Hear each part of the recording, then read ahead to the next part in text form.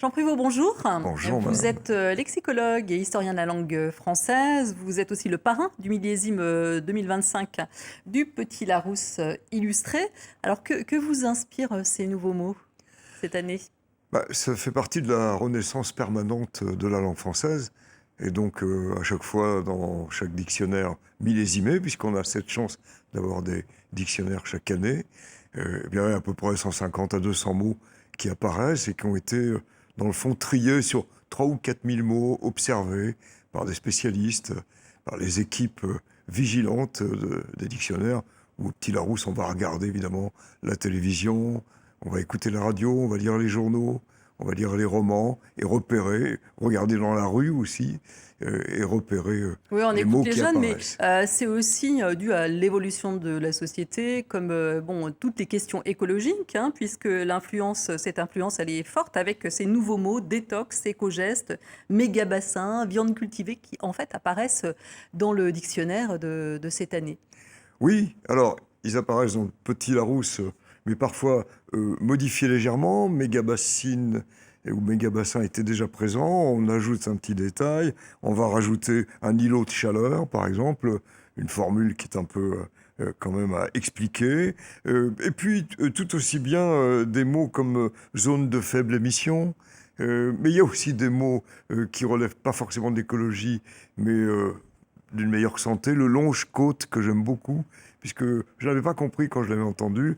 Le dictionnaire me permet de comprendre qu'il s'agit de longer les côtes avec de l'eau jusqu'aux aisselles et qui oblige à faire Ah travailler oui, c'est un beaucoup vrai de sport. muscles. C'est un vrai sport. Ah oui. Et alors, il y a ce nouveau vocabulaire, mais il y a aussi du vocabulaire qui revient à la mode. Alors, bon, par exemple, un mot qu'on pense nouveau, mais qui ne l'est pas du tout, c'est daron, daronne. Oui, alors, à travers le rap notamment, Mm. ou d'autres chansons, il y a des mots d'argot qui reviennent, avec des jeunes qui finalement nous poussent à imaginer, à trouver des formules. Et parfois, ils ont l'impression que le mot est tout neuf. En fait, il ne l'est pas. Daron existe depuis le Moyen Âge, avec la daronne, mais ce qui n'empêche pas d'autres mots comme bled, blédard, d'avoir leur force. On sait bien que la langue française s'est constituée au IXe siècle, et ensuite ce sont des emprunts. Emprunt donc à la langue arabe, emprunt à la langue italienne, emprunt à l'anglais, parfois un peu trop massifs. Alors, il nous faut les expliquer quand ce sont des emprunts à l'anglais dont on Ouais, pourrait alors, par peut-être exemple, là, comme le se flot. passer. Alors, avoir du flot. Oui, alors on a derrière d'autres mots qui peuvent être utilisés, mais on voit bien que on peut avoir un dépliant, c'est peut-être plus rapide qu'un flyer ou une publicité.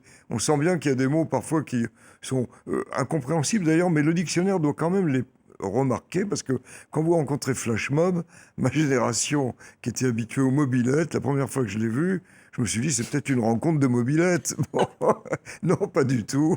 C'est une rencontre rapide, mob Oui. voulant dire la Mm. population. Donc c'est bien, parfois on dit, ah, mais il y a des mots anglais qui entrent. Oui, mais il faut pouvoir aussi Oui, les les traduire. décrypter. Et Mais alors, est-ce que souvent, la on langue donne... française ne va pas y perdre son âme? Non, je crois pas. Je pense que si on est vigilant, les dictionnaires le sont, parce que systématiquement, quand il y a un mot anglais ou d'une autre langue et qu'il existe un mot français ou qu'on peut le mettre en avant, on voit bien comment le whitewashing bon, a donné l'éco-blanchiment. On vient de faire entrer le mot verdir quand il s'agit, si vous voulez, de donner une tonalité écologique à une entreprise, en espérant que c'est vraiment le cas. Voilà, Bon, donc il y écologique, mais a aussi numérique, comme un vocal, donc oui, enfin, alors le numérique est extrêmement présent et dès qu'on regarde la liste des mots, on voit bien qu'on est passé du piratage cybernétique il y a quelques années, puisque j'ai la chance d'avoir tous les petits Larousse de 1905 à 2024, ah mais bah, ça doit prendre de la avec le place, ça. millésime, oui, ça prend de la place. Voilà. Alors, si on veut rester sur un aspect puriste de la langue française, beaucoup s'énervent de cet accord avec le participe passé. Est-ce que c'est quelque chose qu'il faut garder à tout prix? Alors, d'abord, bon, vous savez, je suis vice-président de cette association Défense de la langue française, dont la devise est ni purisme, ni laxisme.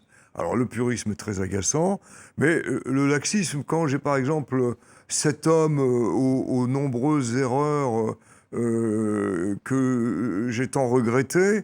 Si au participe passé, vous ne mettez pas E accent aigu ou E accent aigu ES, il faut savoir si ce sont les erreurs qui ont été regrettées ou l'homme. Alors j'ai souvent envie de dire... Mais la ça forêt... stigmatise quand même les personnes, les fautes d'orthographe, notamment dans le milieu Ben oui, mais professionnel. là, par Alors exemple... comment se départir de cette étiquette? Là, par exemple, c'est à lire absolument pour comprendre.